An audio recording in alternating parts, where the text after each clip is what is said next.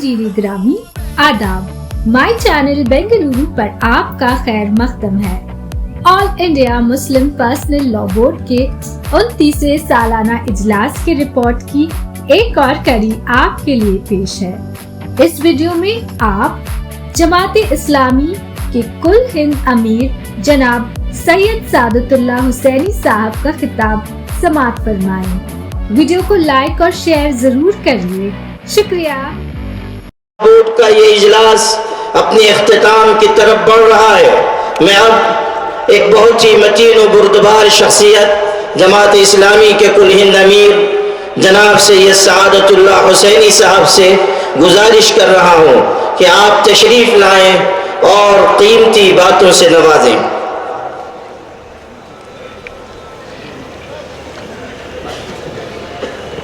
बिस्मिल्लाहिर्रहमानिर्रहीम। नहमदुहु व नसल्ली अला रसूलिहिल करीम। सदर मोहतरम, स्टेज पर तशरीफ फरमा उलमा इकराम,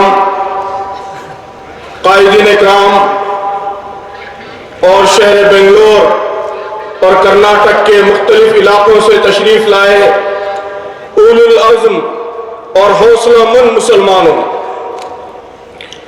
ये आज शहर गुलिस्तान में एक तारीखी दिन है।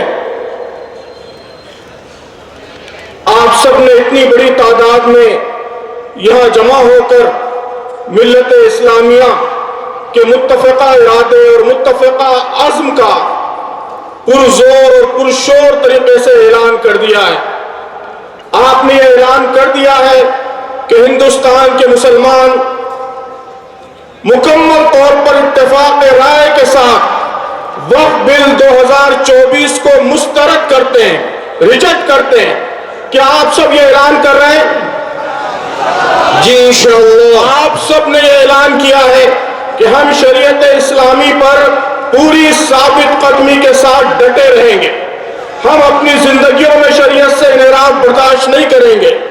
हम हुकूमत की तरफ से शरीयत में मुदाखलत बर्दाश्त नहीं करेंगे। हम अपने खानदानों की तरफ से, अपनी फैमिलीज की तरफ से, अपने समाज की तरफ से किसी जाविये से भी शरीयत में मुदाखलत, शरीयत से इनहराफ, इसे बर्दाश्त नहीं करेंगे। आज के इजलास का ये अहम तरीन ऐलान है, ये हम सब का अहम तरीन अज़्म है, ये हमारा पुख्ता इरादा है और इसी इरादे के साथ इंशाअल्लाह इस इजलास से हम वापस लौटेंगे। मोहतरम सामीन,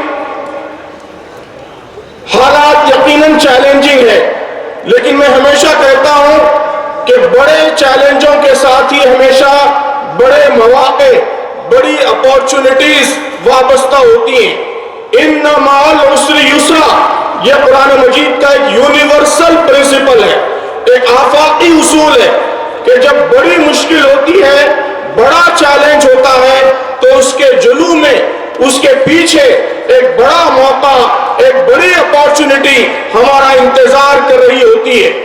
इंशाअल्लाह ये चैलेंज जो कभी वक्फ बिल के उन्वान से आ रहा है, कभी मुतलका कानून के उन्वान से आ रहा है, कभी यूनिफॉर्म सिविल कोड के उन्वान से आ रहा है, इन चैलेंजों के पीछे भी इस उम्मत के लिए, इस्लाम के लिए, इस मुल्क में इस्लाम की दावत के लिए जबरदस्त मौके, जबरदस्त अपॉर्चुनिटीज हमारा इंतजार कर रही है।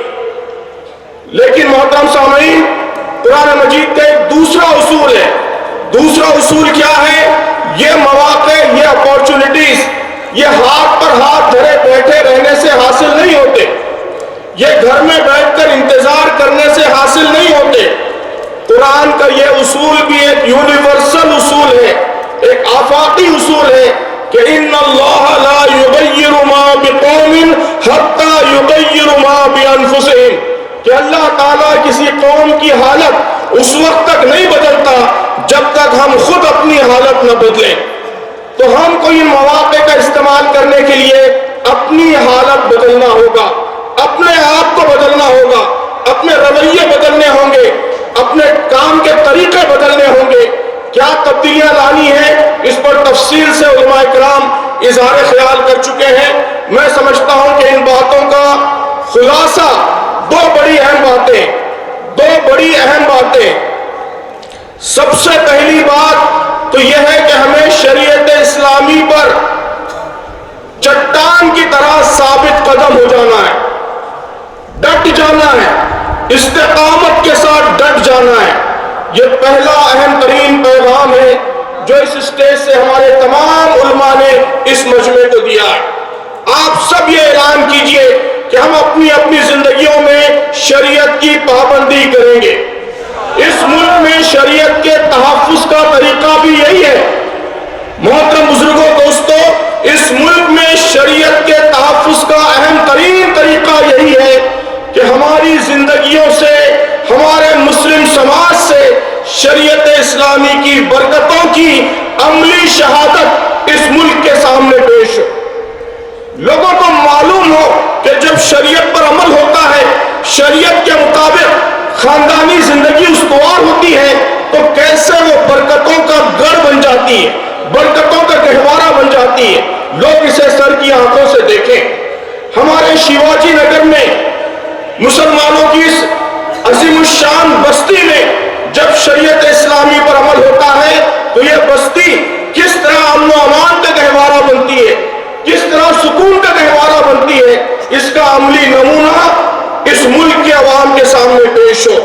محترم بزرگوں, دوستو, شریعت اسلامی کی حفاظت کا اہم ترین راستہ, اس کی صراط مستقیم بس یہی ہے. اعلان کیجئے کہ اس راستے پر ہم ڈٹ جائیں گے.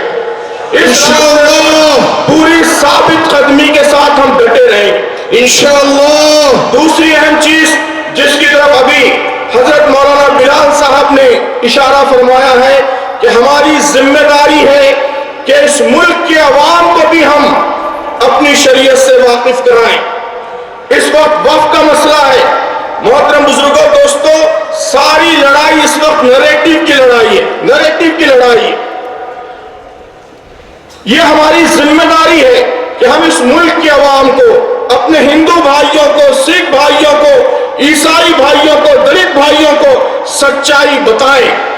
جو غلط پروپیگنڈا کیا جا رہا ہے, جو جھوٹ پھیلایا جا رہا ہے, اس کا علاج یہی ہے کہ سچائی لوگوں کے سامنے لائی جائے. یہ دوسرا اہم کام ہے جس پر بہت کم توجہ ہے. بنگلور کے ہوش مند مسلمانوں سے میری یہ اپیل ہے کہ آپ ملک کے سارے مسلمانوں کو راستہ دکھائیے. آپ یہ اعلان کیجئے, یہ عہد کیجئے کہ آج سے ہم شہر بنگلور کے اپنے ہر ہندو بھائی کو, ہر سکھ اور عیسائی بھائی کو نرمی کے ساتھ, درد مندی کے ساتھ سچائی بتائیں گے, کمیونیکیٹ کریں گے. یہ بہت اہم کام ہے جو آپ سب کو کرنا ہے. وقف بل کے حوالے سے 4 گزارشات میں نے ساری کانفرنسوں میں کیے ہیں. انہی 4 گزارشات پر میں اپنی بات ختم کرتا ہوں. 4 اہم گزارشات ہیں. ان گزارشات کو نوٹ کر لیجئے. سب سے پہلی گزارش, خاص طور پر عزیز نوجوانوں سے میری گزارش ہے کہ واقفیت پیدا کیجئے, نالج حاصل کیجئے, علم حاصل کیجئے, شریعت کے بارے میں معلومات حاصل کیجئے, نکاح کا صحیح طریقہ معلوم کیجئے, طلاق کا صحیح طریقہ معلوم کیجئے, وقف کیا ہے, وقف کا قانون کیا ہے, اس کے بارے میں جانکاری حاصل کیجئے. یاد رکھیے کہ اگنورنس, جہالت, لا علمی یہ سب سے بڑی کمزوری ہوتی ہے. آج اسلام کے دشمن ہماری اسی کمزوری کا فائدہ اٹھا رہے ہیں. اگر ہم اویئر ہو جائیں, باخبر ہو جائیں, اگر صحیح معلومات ہم کو حاصل ہو جائیں تو یہ بہت بڑی طاقت ہوگی.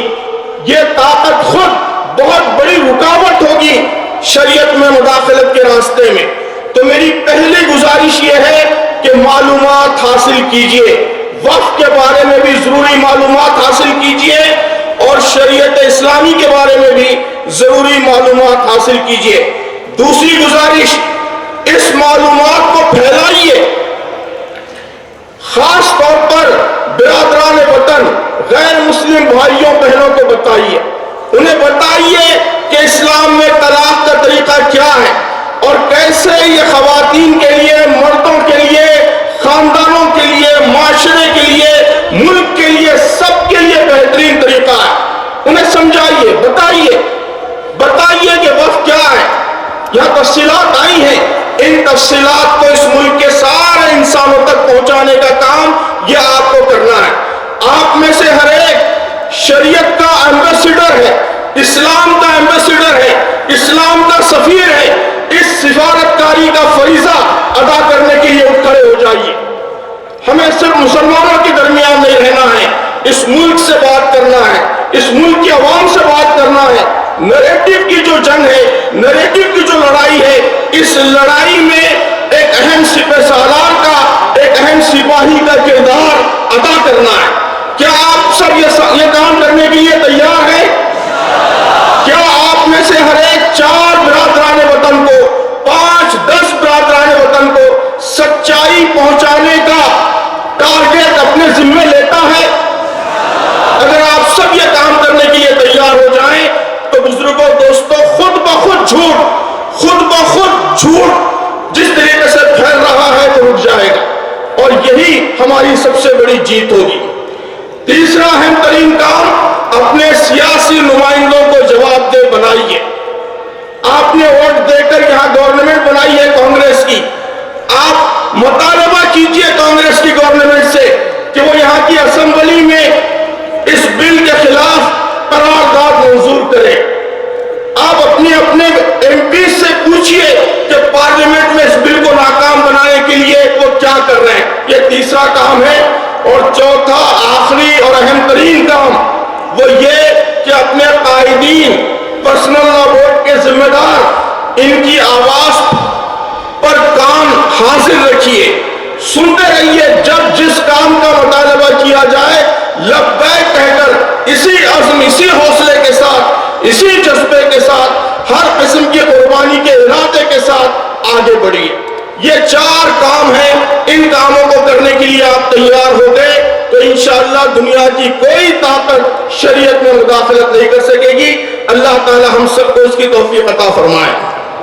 دونوں ہاتھ اٹھا کے بولیں نعرہ تکبیر، شہادت تکبیر۔ اگر ہم ہمت